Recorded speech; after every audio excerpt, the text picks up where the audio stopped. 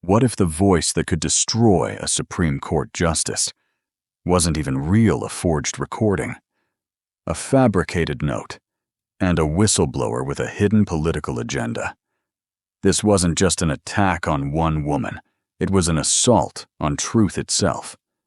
But what Justice Barrett did next? No shouting, no spin, just facts that silenced a nation. You think you've seen courtroom drama before? Think again, because this is the moment truth fought back and won. If you believe facts still matter in America, hit that like button. Subscribe for more uncensored political showdowns, and drop a comment below. Was this a win for justice, or just the calm before the next storm? Don't forget to turn on notifications so you never miss the truth they don't want you to hear. Share this with someone who still believes evidence speaks louder than outrage. The hearing was supposed to be routine. Another day on Capitol Hill. Another roundtable on judicial transparency and potential conflicts of interest. Something to fill the C-SPAN airwaves. But just minutes into the Senate Judiciary Committee's session, the energy in the chamber shifted. The chairman had barely finished his opening remarks when the double doors creaked open. Heads turned. Pam Bondi, former Florida Attorney General, entered the chamber unannounced, walking with steady resolve toward the witness table. She wasn't scheduled to appear. No one on the docket had her name listed. No one expected her. But no one stopped her either. She didn't wait for permission. She stood, adjusted the microphone, and leaned in. "Thank you, Mr. Chairman." She began, her voice crisp. "I understand this was meant to be a procedural hearing, but I come with information that once made public may fundamentally alter the way this committee and the American people view one of our sitting Supreme Court justices." Silence fell. Phones stopped buzzing. Pens froze mid-note. Bondi opened a slim manila envelope and withdrew a small flash drive. She held it up almost ceremonially. "This contains a recording never before heard by this committee, never made public.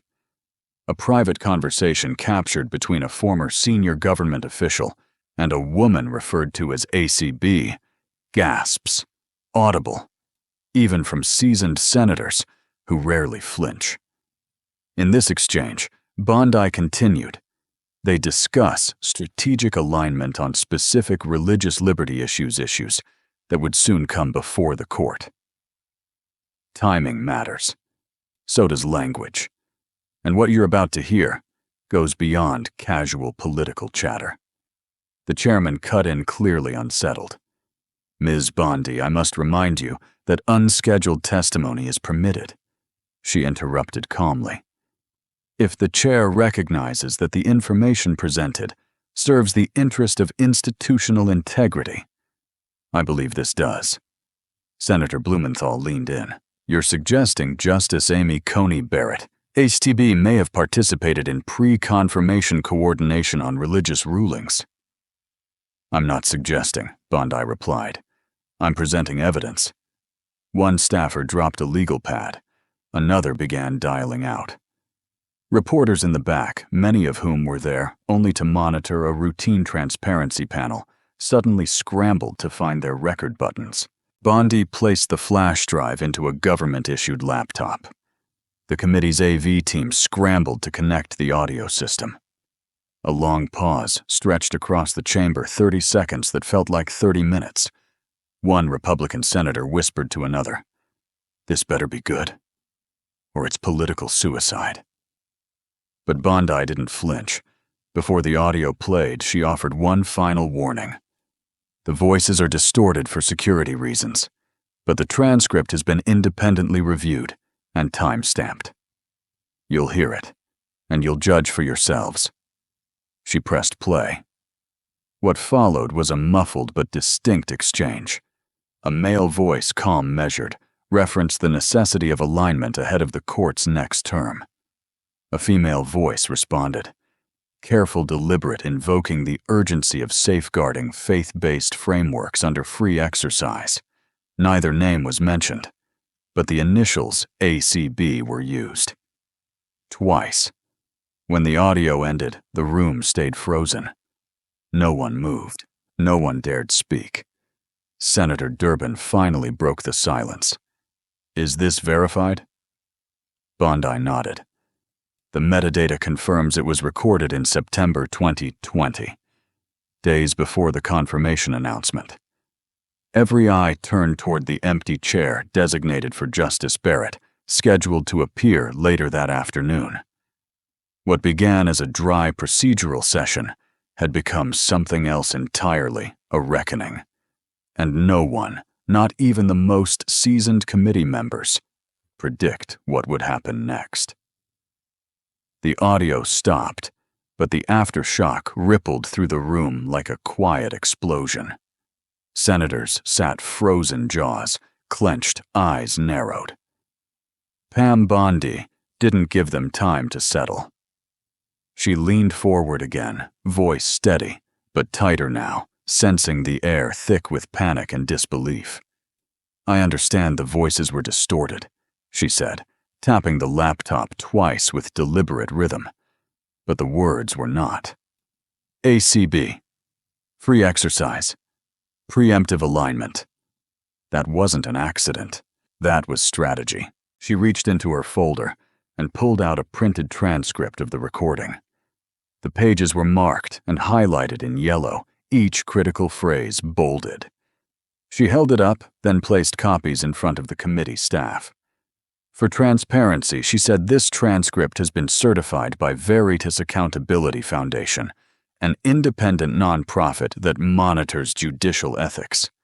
They've confirmed the timestamp content and phrasing.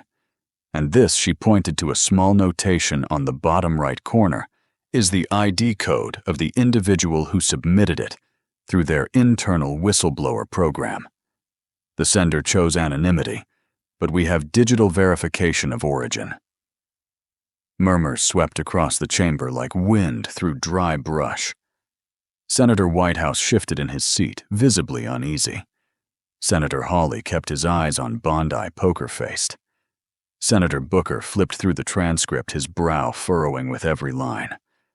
Then it happened. Senator Richard Blumenthal, Democrat of Connecticut, raised his hand. "Mr. Chairman," he said, "I move that we suspend this hearing immediately.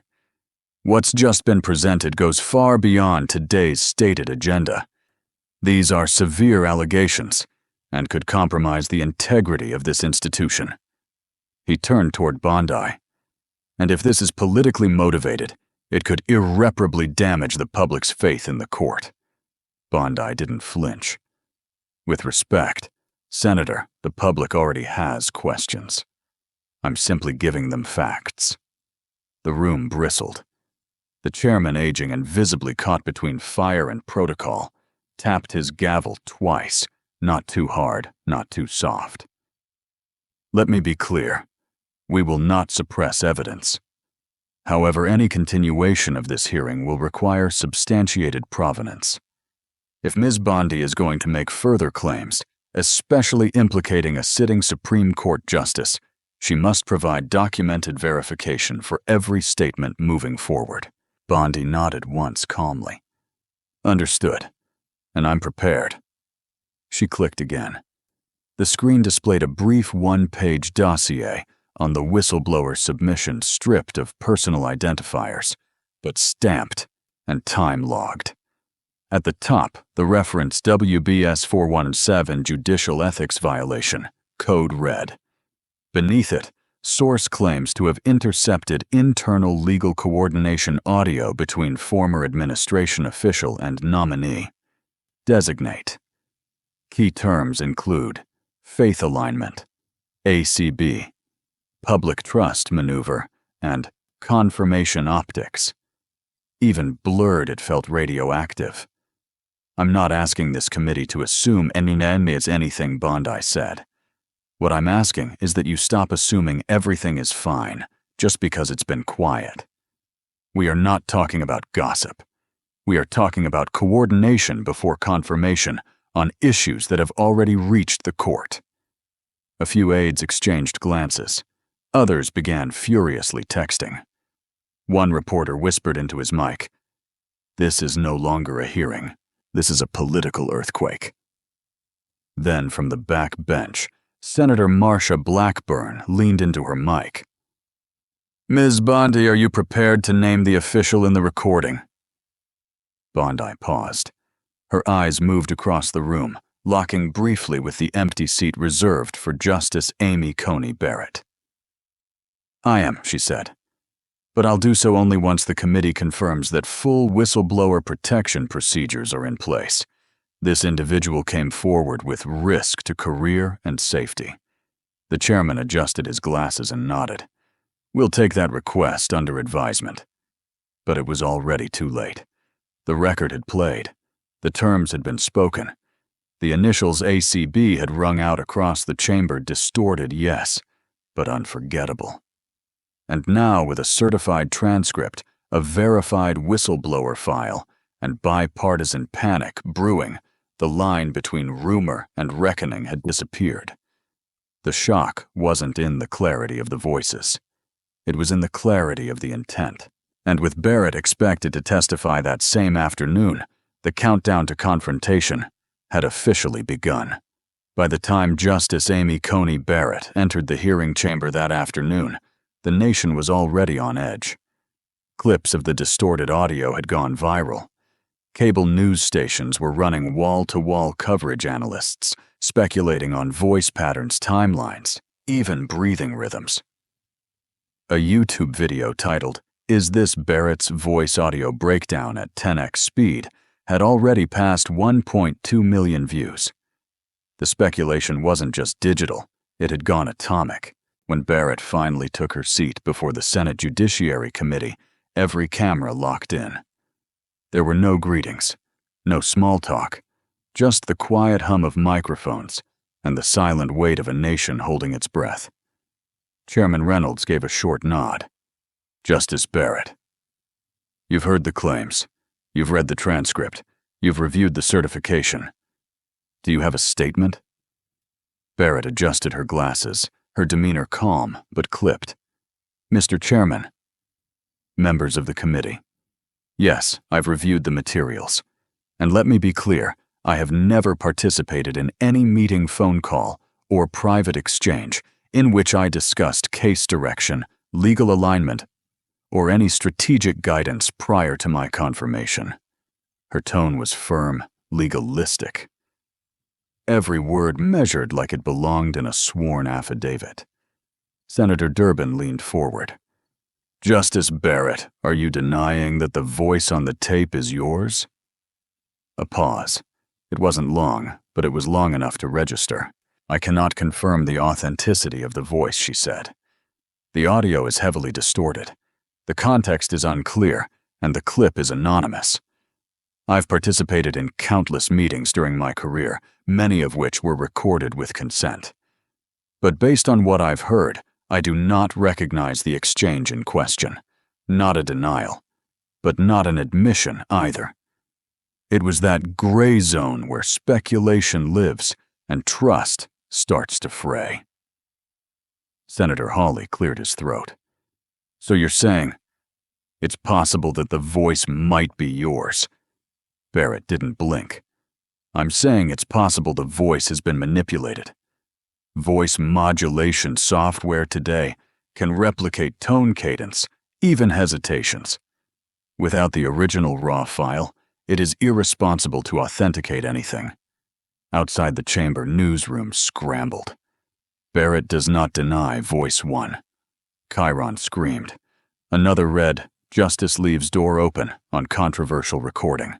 Within minutes, voice recognition experts appeared live on MSNBC, CNN, and Fox, offering early-stage spectral analysis and waveform comparisons.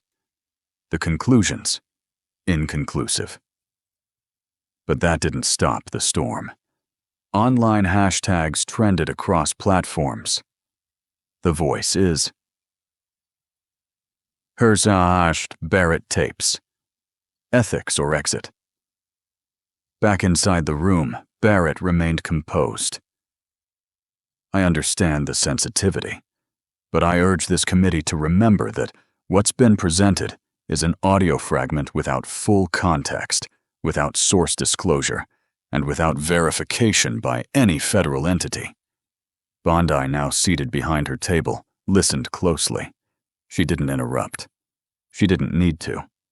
The damage for the moment had been done. Senator Booker leaned forward. Justice Barrett, do you believe that if the voice is yours, and that's still an if, you may have participated in a discussion that would call your confirmation ethics into question? Barrett raised an eyebrow. Senator, that's a hypothetical based on an unverifiable sample. My judicial record is public. My nomination process was documented in full. I swore an oath to the Constitution, not to any private interest, not to any political cause. Her voice had steel now, and for a moment it quieted the room. But outside, the media inferno burned hotter. Fact-checkers dissected Barrett's phrasing. Analysts argued over the implications of, "I cannot confirm." Political commentators framed it as a strategic deflection or a quiet concession. Nobody agreed, except on one thing: the story wasn't over. And yet, somewhere amid the speculation, one truth held Barrett hadn't blinked. She hadn't run. She hadn't lashed out. She had walked into the lion's den and answered, perhaps not fully, perhaps not satisfyingly, but directly. The question now wasn't whether her voice was on the tape. It was whether her silence on its origins would be enough to quiet the fire. And for America watching at home, especially the generation who'd seen Watergate, who remembered Clarence Thomas, who watched Anita Hill, this wasn't just about one justice. It was about the court itself, and whether trust, once shaken, could ever truly be restored. Just when it seemed the storm might plateau, just when Justice Barrett's measured testimony had begun to settle nerves, Pam Bondi struck again. She didn't raise her voice. She didn't grandstand.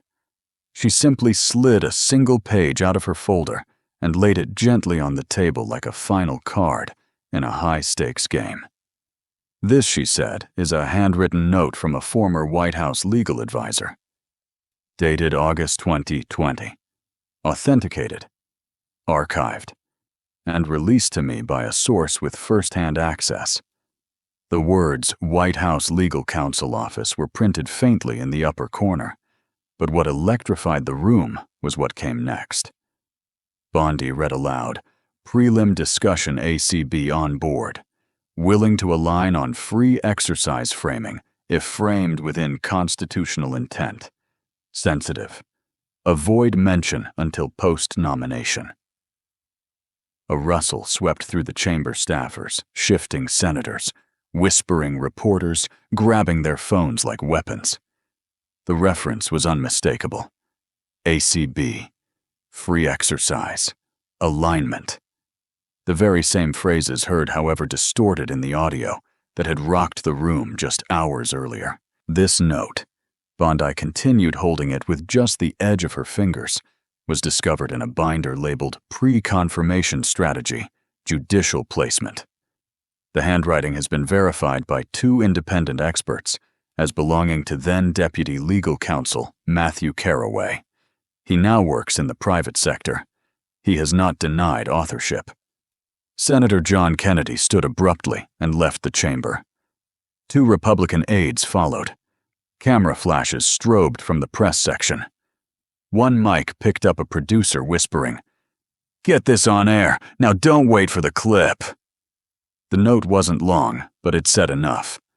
It connected the vague inferences of a mysterious recording to a real human hand on real White House stationery written in real ink. And for the first time, it introduced something tangible intent. Barrett's expression didn't change, but her posture did.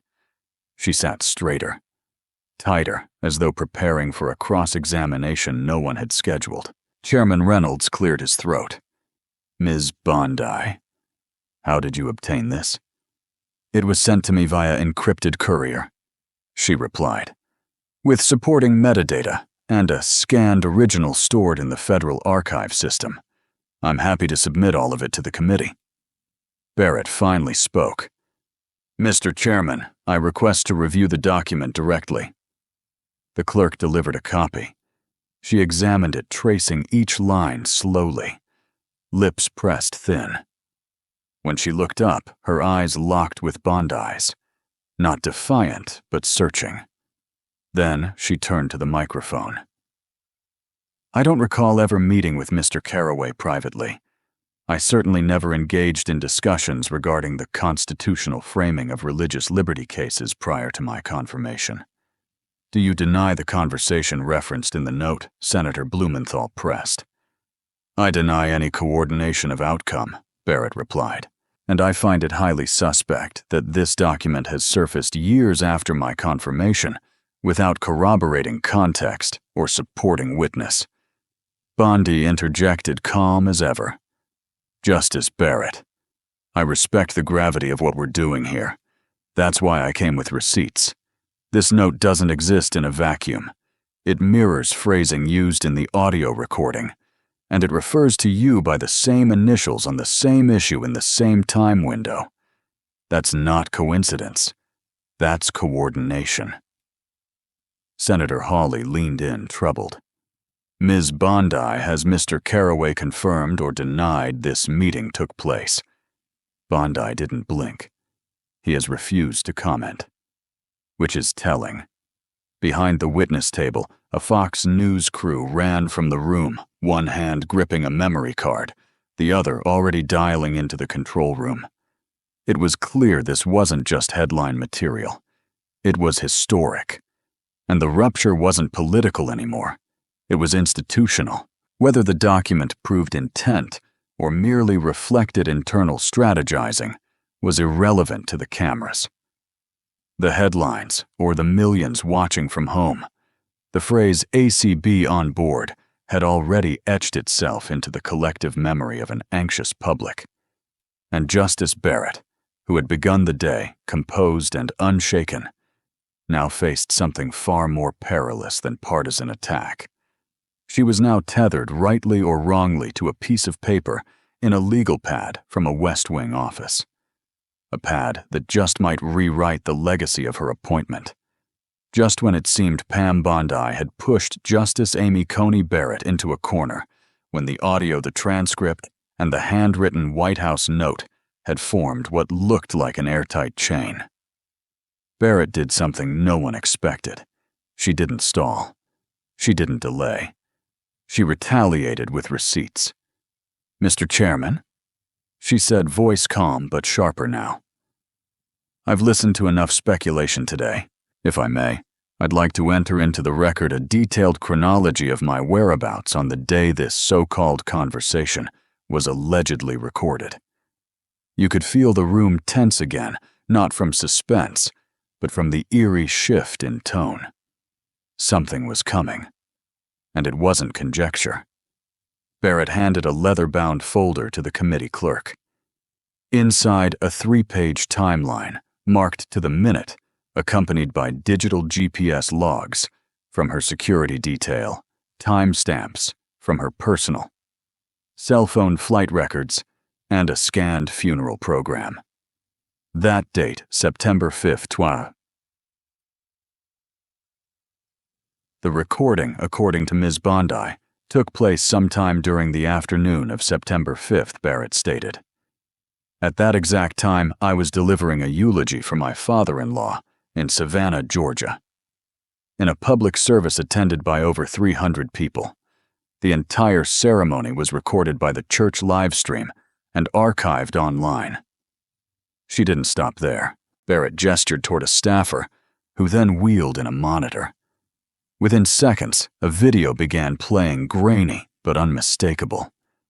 There she was, standing at the pulpit of St. Joseph's Cathedral, delivering a heartfelt speech time-stamped to 14 p.m., the exact hour the alleged audio was claimed to have been captured.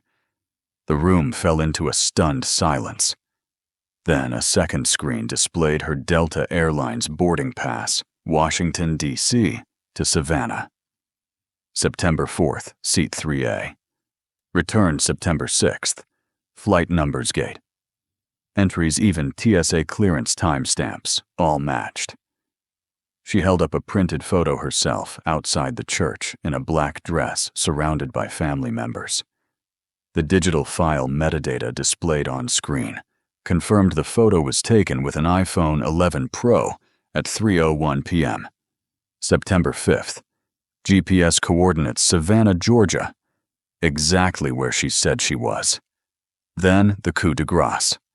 My security detail logs show a continuous location trail, she added, from the airport to the hotel to the church and back again. If the committee wishes, those logs are available in full. I have nothing to hide. The weight of the counterstrike was immediate and crushing. Bondi, who until that moment had held the room like a courtroom queen, suddenly shifted in her seat. She leaned toward her legal advisor, whispering rapidly. The fire in her posture faded into calculation. She asked for a brief pause. Chairman Reynolds obliged. Recess for 10 minutes. But the damage was done. Not only had Barrett challenged the authenticity of the audio and denied the meaning of the note, now she'd proven in stark, documented terms that she could not have physically been present for the conversation Bondi claimed had taken place. The media, which just hours earlier had broadcast words like crisis exposure and bombshell, now pivoted sharply. Barrett drops. Hard evidence, read one banner. Another. The Georgia alibi game over. Inside the committee room, Bondi and her team scrambled. They hadn't expected this. They'd come armed with documents, but not with contingencies for GP metadata and video eulogies. The emotional weight of Barrett's family memorial, combined with the precision of her timeline, hit harder than any legal rebuttal.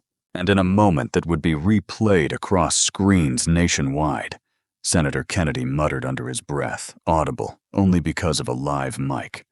Lord, she brought the coffin with her and buried the narrative. For the first time since the hearing began, Barrett sat back. Her hands folded, not smug, not triumphant, but centered. She hadn't attacked. She hadn't smeared. She had simply answered with facts, not fury. And for millions watching, especially older Americans who've learned to read the difference between noise and truth, that was the moment everything shifted.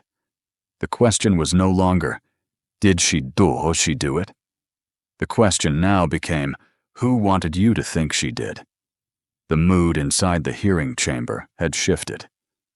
The Georgia alibi hadn't just bruised the accusation, it had knocked the breath out of it. But Justice Barrett wasn't finished. What came next wasn't emotional. It was intellectual surgical. As the committee reconvened after a short recess, Barrett's legal counsel requested permission to present supplemental findings. Chairman Reynolds agreed almost wearily.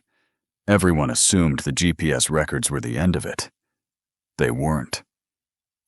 Mr. Chairman said, lead counsel. Daniel Reeves, in addition to travel documentation, our team conducted a technical analysis of the recording provided by Ms. Bondi. The results are now available. He motioned toward a large screen behind him. Appearing on screen was Dr. Evan Marks, a digital audio forensic analyst certified by the American Board of Recorded Evidence.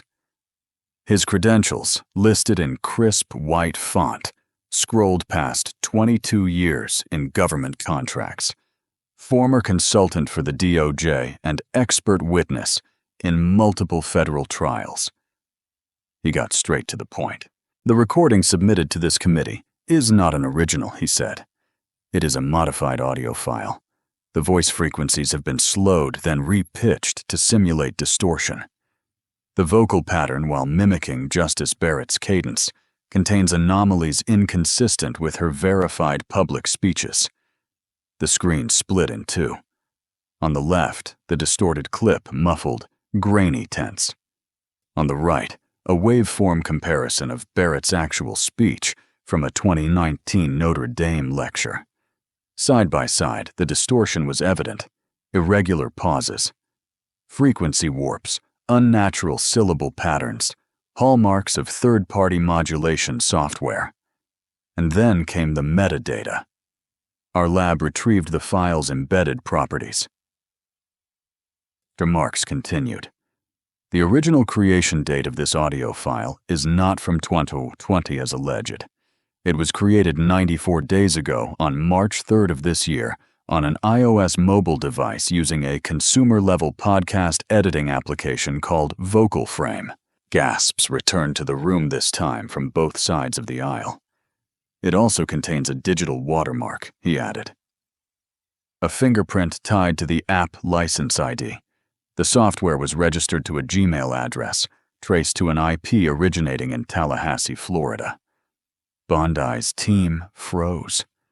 Barrett's voice didn't rise, but her words rang like a gavel. Senators, what you just heard isn't just a technicality. It's fraud, engineered, deliberate, and designed to implicate a sitting justice of the United States Supreme Court. Senator Graham leaned forward. Are you suggesting someone doctored this file on purpose? Barrett held his gaze. I'm stating that this file was manipulated and presented under the pretense of historical accuracy. And now, based on Dr. Marks' analysis, we know it was manufactured this year, long after my confirmation. The ripple turned into a wave. Senator Whitehouse demanded immediate review of the audio's source chain. Senator Blackburn called for federal investigators to subpoena the Gmail account tied to the editing software.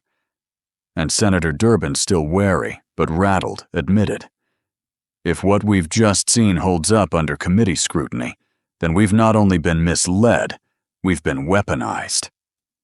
Outside the chamber, anchors scrambled to rewrite their coverage. Network producers reversed the chyron from Barrett audio scandal to forgery. Suspected in SCOTUS hearing, Bondi remained seated, her expression unreadable. But her silence spoke volumes. Gone was the prosecutorial fire from earlier. In its place, calculation, concern, and perhaps the first flickers of regret. Barrett didn't gloat. She didn't need to. Truth, when it returns from exile, doesn't shout. It corrects quietly, surgically, and with receipts. The committee chairman, visibly shaken, turned to his staff. Begin preparing a motion to investigate the origin of the recording and any associated parties who may have submitted false materials to this committee. The real story was no longer about what Barrett may have said in 2020. It was about who had tried to rewrite history in 2025 and why. And in that moment, for a generation of Americans who'd grown weary of manipulated narratives and partisan spin, something rare happened on Capitol Hill clarity. It wasn't loud, it wasn't triumphant, but it was unmistakable. And it had Justice Barrett's signature all over it. By the time the metadata findings hit the airwaves, the narrative had already begun to unravel. Justice Barrett's airtight alibi, her GPS-verified presence in Georgia, and the expert forensic breakdown of the manipulated audio had flipped the hearing on its head. But what came next would seal the shift, not with evidence, but with identity. Within 24 hours of the forensic report, a name began circulating. First in committee whispers, then in newsroom leaks, and finally on national television. The whistleblower, once cloaked in the mystique of civic duty, was now publicly identified. Travis Glenn Holloway, a former sound technician who'd briefly worked on digital content for a progressive political action committee during the 2020 election cycle. His credentials weren't hard to trace, but what stunned the public was his history. 3 years earlier, Holloway had been sued and lost in a defamation case involving the fabrication of audio content used in a state-level campaign ad. The ad had featured manipulated voice clips of a candidate allegedly making offensive remarks, which Holloway had later admitted were composites created for dramatization. Court called it reckless disregard for truth. The public had mostly forgotten, but not anymore. Senator Josh Hawley didn't waste a second. Chairman, we now have not just doctored evidence, but a known fabricator at the center of this attack. That's not a whistleblower. That's a political arsonist. Bondi, facing the committee again, seemed visibly shaken for the first time in the proceedings. Gone was the unshakable confidence that had carried her through her explosive entrance. She sat upright, but her voice, while composed, lacked the steel it once carried. I was provided the materials by an intermediary representing Mr. Holloway, she admitted. At the time, I believed the source to be credible. Senator Whitehouse raised an eyebrow. Did you verify his background? I verified the documents, Bondi replied. Not the individual. In hindsight, that was a mistake. There it was an admission not of malice, but of misjudgment. But she wasn't backing down completely. I still believe the core questions about judicial transparency and ideological neutrality are valid, she said.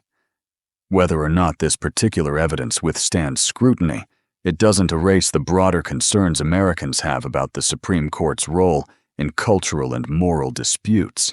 Barrett didn't interrupt. She didn't have to. The committee's silence said it all. For older Americans watching from their living rooms, many of whom had lived through the tail end of McCarthyism, the Warren Court Roe v. Wade, and the Anita Hill hearings. This wasn't just a political maneuver gone wrong. It felt like history repeating in reverse.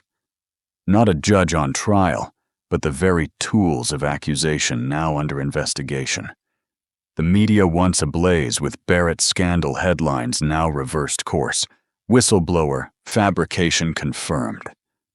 PAC-affiliated technician behind doctored audio. False ethics, bombshell rocks, judiciary hearing.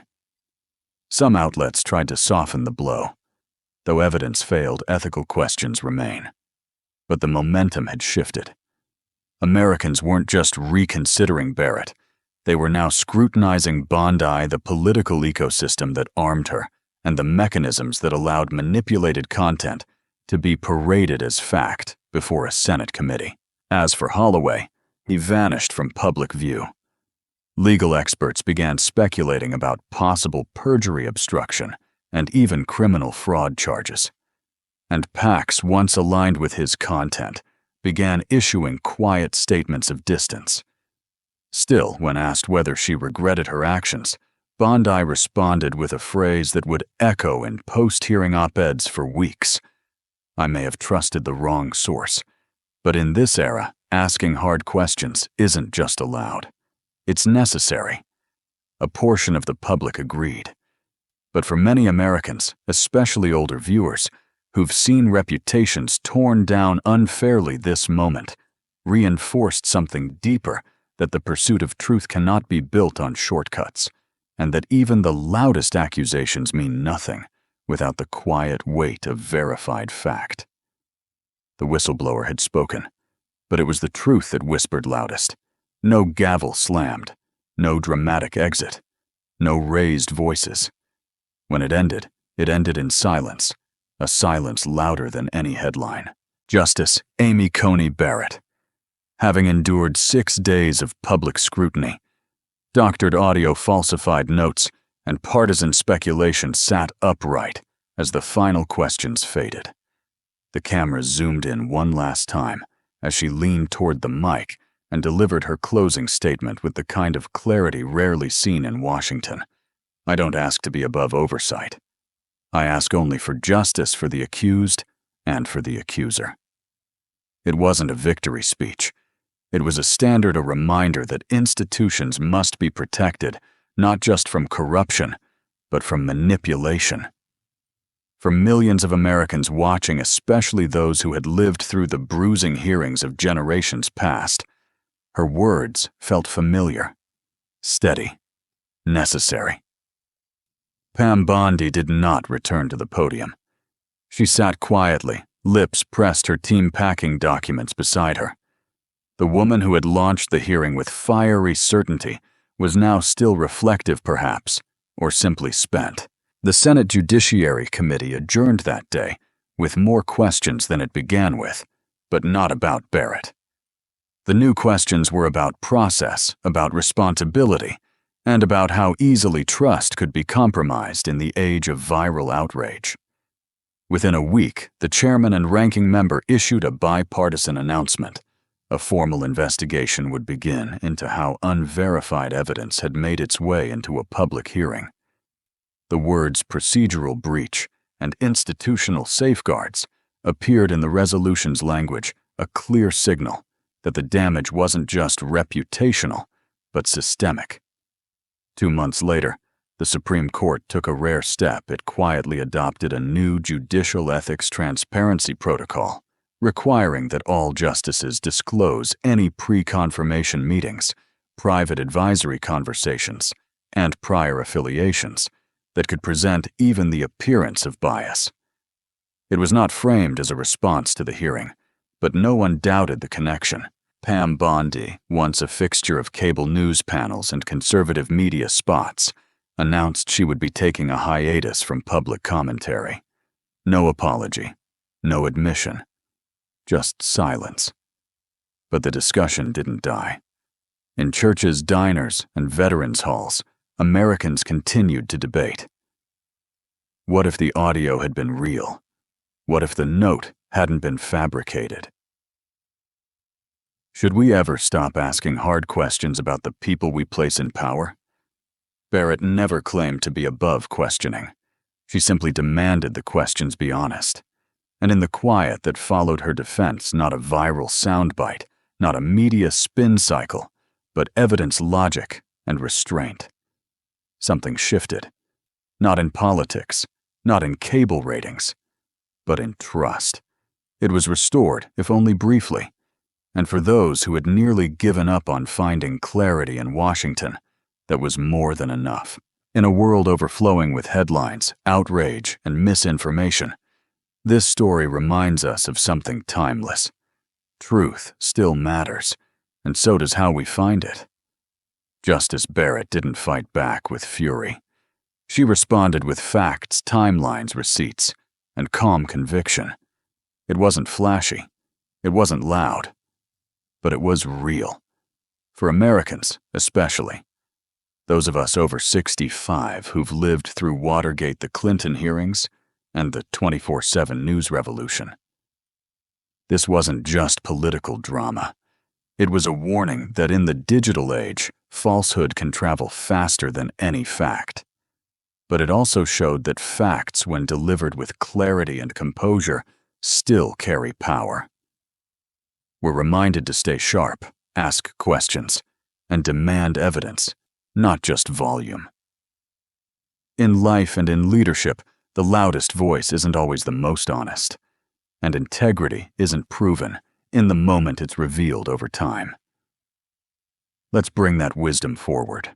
If this message resonates with you, drop a comment with your thoughts. Hit subscribe for more stories that respect your intelligence, not insult it. And please share this video because truth needs help traveling these days.